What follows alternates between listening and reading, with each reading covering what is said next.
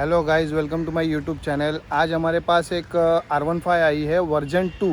ये old model version 2 है जो अभी काफ़ी टाइम के बाद देखने मिलती है। और ये गाड़ी रिपेंटेड है ऑलरेडी, बट वो कुछ ख़राब हो गई है पेंट के वजह से, और बहुत सारे उसमें चीज़ें हैं। तो हम कुछ उसको यूनिक कलर करने वाले हो। तो आप वो अभी का वीडियो देखो कि गाड़ी कैसी है, और लास्ट में आपको मैं उसमें जो दिखाऊंगा उसको कमेंट करके बताना कि आपको ये कलर कस्टमाइज़ लगा है या नहीं लगा है करके, क्योंकि इसमें हम लोग ने डबल टोन कलर यूज़ किया है।